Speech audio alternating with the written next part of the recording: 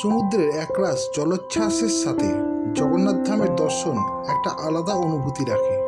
আমি এখানে নীলাচল পুরীর কথা উল্লেখ করছি না, পশ্চিমবঙ্গের দীঘাতে নবনির্মিত জগন্নাথ মন্দিরের প্রসঙ্গে বলছি।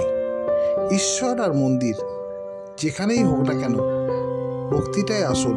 উইকেন্ডসের 3 দিনের অফিস ছুটিতে পরিবার সহ দীঘা ভ্রমণের এর থেকে আর কি ভালো অপশন হতে পারে। সপরিবারে বাড়ি থেকে ভোরের আলো উদয় হওয়ার সাথে সাথে খড়দাহ দীঘা বাস স্ট্যান্ডের উদ্দেশ্যে রওনা দিলাম।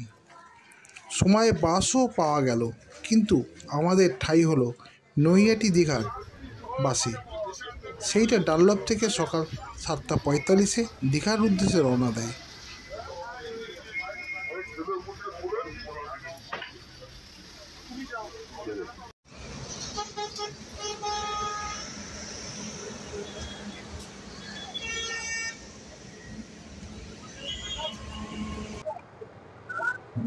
এসে গেছি বেলঘরিয়া বাস স্ট্যান্ড।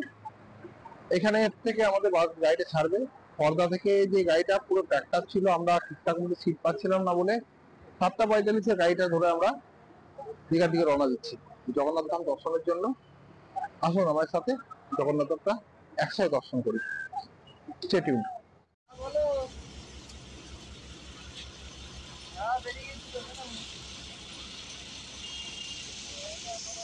তাই হলো নৈহাটি দীঘার বাসে এতক্ষণ যা গরম পড়েছে, তার মধ্যে আমরা হাতের ছুটি পাই, বাসে করে দীঘা থেকে রওনা দিলাম। এইদিকে টাকা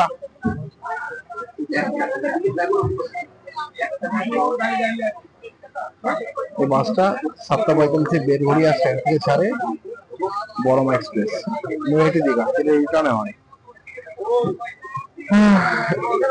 সেম ক্লাস বাস, আর কি বলবো, যা পেয়েছি সেটা দীঘা যেতে হবে। চলো আস্তে আস্তে এগোই, দেখা যাক কি হয়।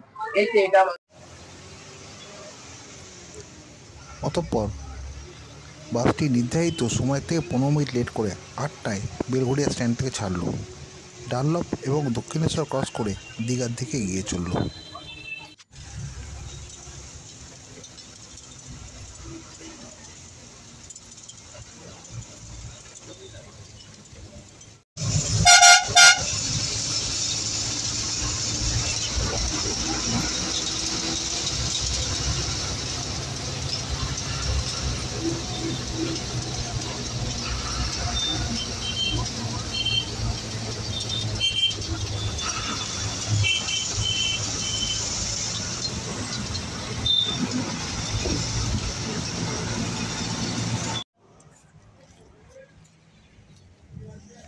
তারপর 10 মিনিটের জলপান বিরতির জন্য কোলাঘাট কোনো একটা রাস্তার হোটেলে বাসটি হল্ট করলো।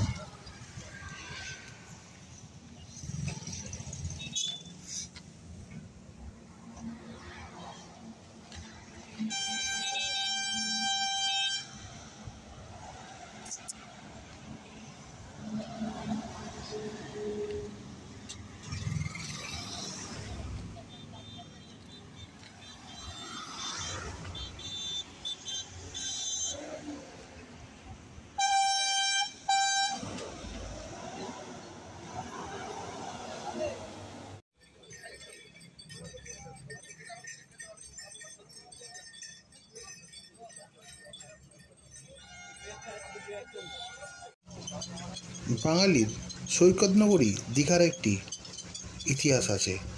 ফ্রাঙ্ক স্নাইট নামে একজন ইংরেজ ব্যবসায়ী 1923 সালে এখানে বসবাস শুরু করেন। তখন এর নাম দীঘা হয়ে ওঠেনি, পরিচয় ছিল বীরকুল নামে। স্বাধীনতার পরবর্তী সময়ে পশ্চিমবঙ্গের মুখ্যমন্ত্রী ডাক্তার বিধানচন্দ্র রায়ের উদ্যোগে দীঘা রাজ্যর পর্যটন মানচিত্রে স্থান পায়। ডাক্তার বিধানচন্দ্র রায় বীরকুল থেকে দীঘা নামকরণ করেছিলেন। দীঘার গেটটা সামনে আসতেই সমস্ত অপেক্ষার অবসান ঘটে। দেখতে দেখতে দীঘার সমুদ্রটাও চোখের সামনে চলে আসে।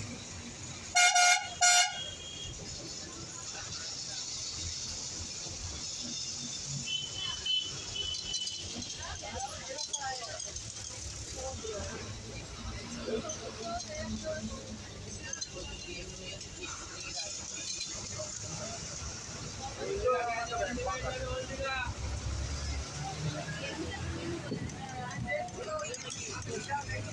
love the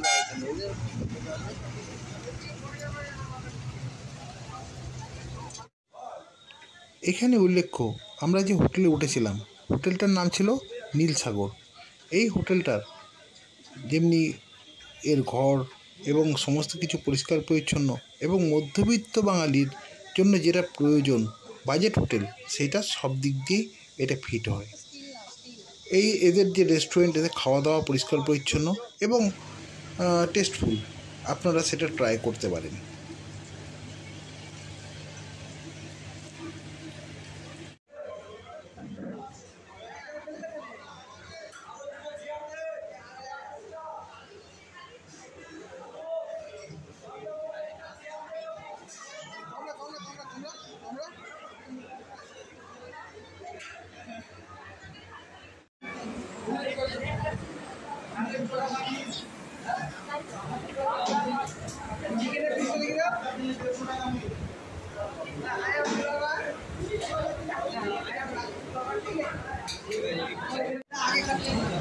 সারাদিন মাথা খাই ওটার বেলায়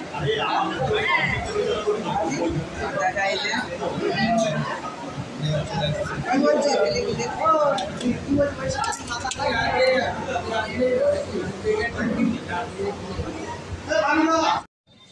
হোটেলে একটু রেস্ট করে সন্ধ্যাবেলায় বেরিয়ে পড়লাম ওল্ড দীঘার সমুদ্র তটে। বেশ জমজমাট ছিল, কিন্তু যে পরিমাণ পর্যটকের ভিড় আশা করেছিলাম তার থেকে একটু বেশিই পেয়েছি। কেন রথের মেলার একটা টাচ পাচ্ছিলাম।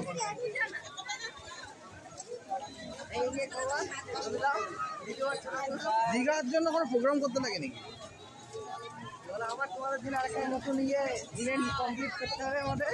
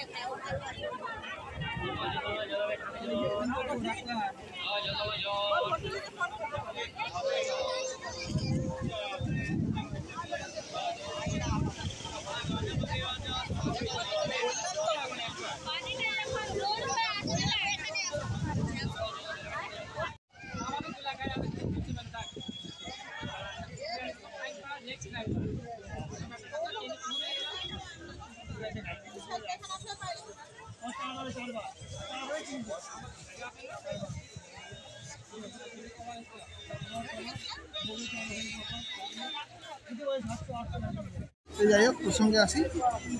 তো মোটামুটি হোটেল যেটা পেয়েছি, হোটেলটা তোমার ঢেউসাগর, হোটেল নীলসাগর। তো ওখানকার ম্যানেজার এবং স্টাফদের ব্যবহার মোটামুটি ভালো, ডাকলে তাড়াতাড়ি রেসপন্স করছে। আমরা যে রুমটা পেয়েছি মোটামুটি, যদি এসি না তাহলে এই মুহূর্তে যে অবস্থা ভালো। ঘড়ির কাটে তখন সকাল 10টা। আমরা সবাই মিলে জগন্নাথ মন্দির দর্শনের জন্য বেরিয়ে পড়লাম।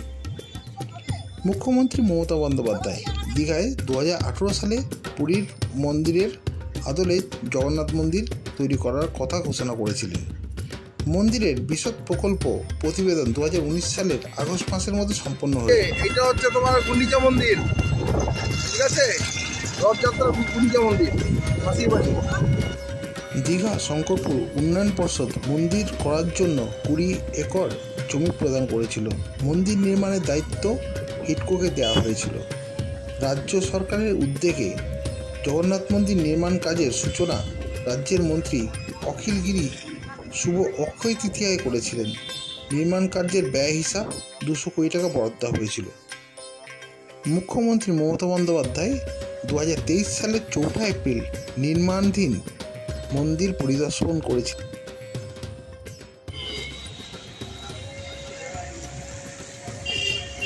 এটা মন্দিরের প্রবেশদ্বার যাওয়ার জন্য রেলিং করা হয়েছে ভিড় নিয়ন্ত্রণ করার জন্য।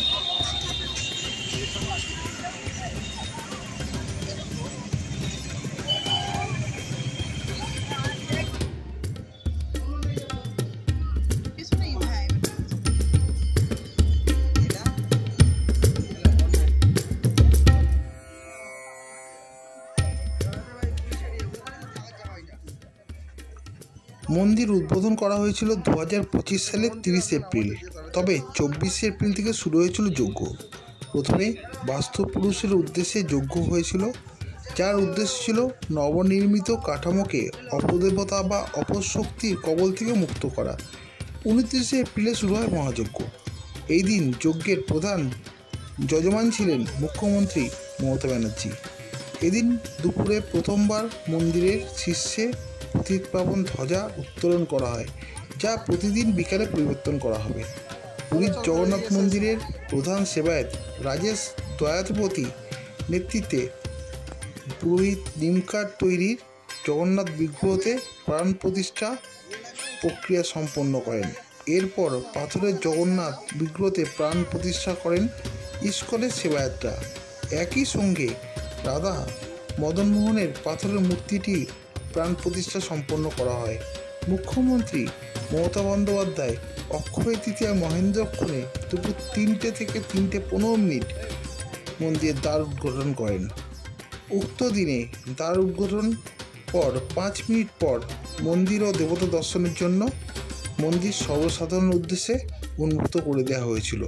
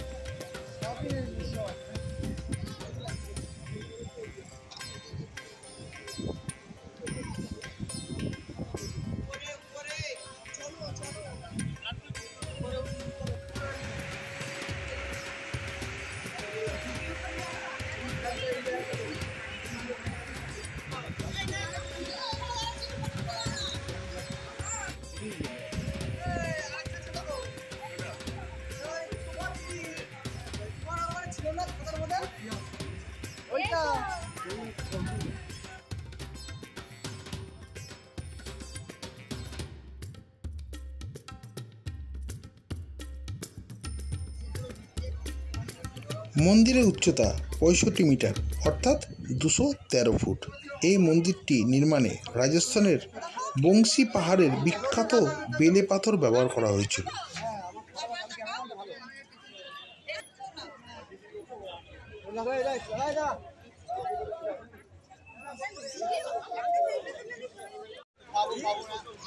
এই জিনিস তো আরো বেশি গরম হয়ে যাচ্ছে যত রোদ পড়ছে।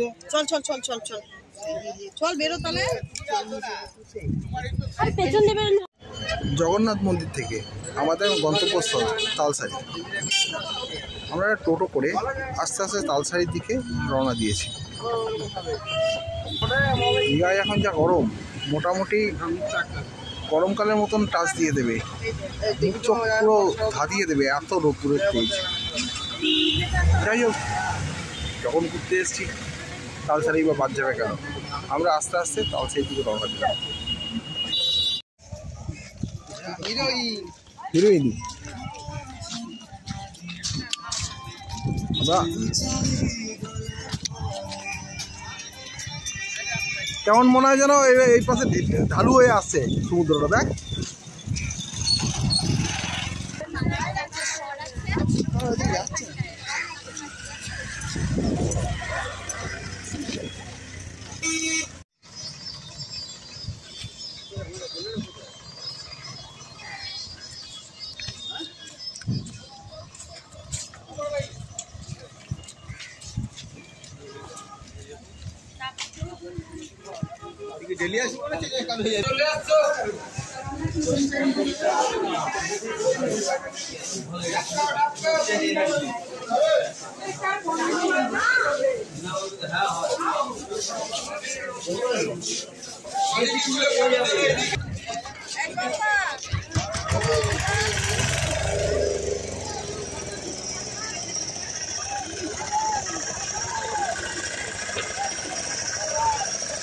আমরা যে ওই ঝাউবনটায় ওইখানে গেছি, তাই না?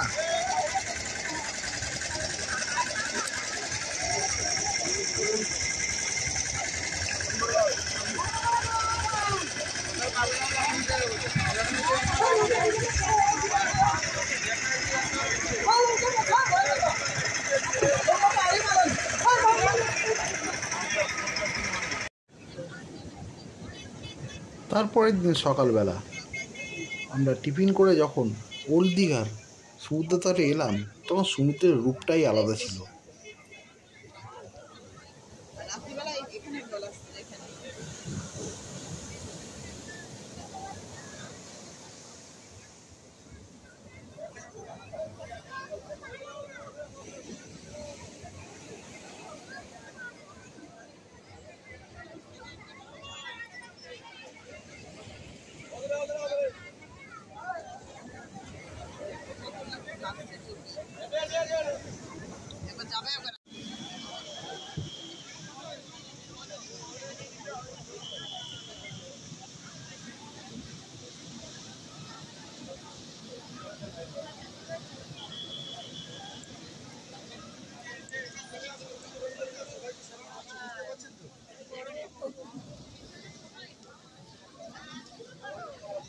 সমুদ্র উত্তালের পরিমাণ এতটাই বেশি ছিল যে আশেপাশের নৌলোয়ারা শুধু সাইরেন বাজাচ্ছিল, বিপদ সংকেত দিচ্ছিল যেন কেউ সমুদ্রে না যায় আর কোনো রকমভাবে কোনো বিপদ যেন না আসে।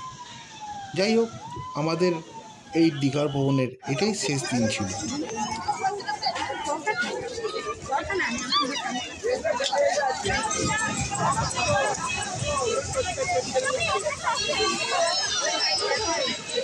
না পানি কেরম লেগে যাচ্ছে, ওখানে পানি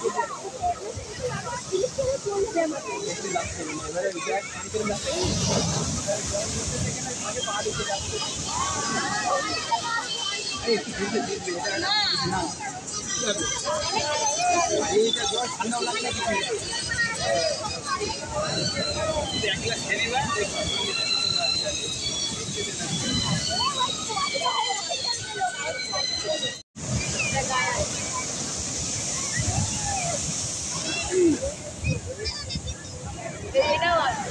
কত গাড়ি যাবে?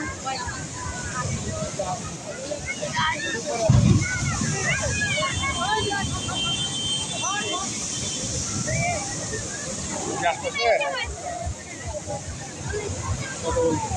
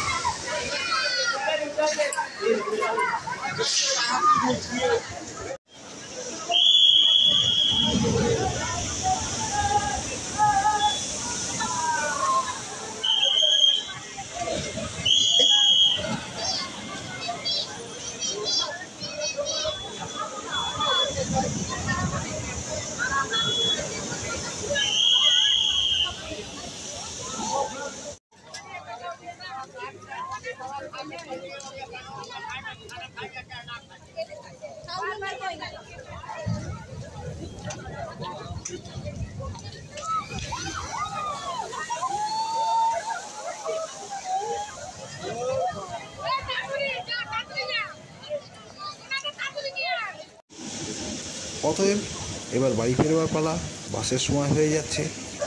এদিকে ফিরতে ফিরতে দেখি বৃষ্টিও নেমে গেছে। যাই হোক, ব্লগটা যেমন হবে কমেন্ট করে জানাবেন, কাইন্ডলি সাবস্ক্রাইব করবেন। এখানেই ব্লগটা শেষ করছি। নমস্কার।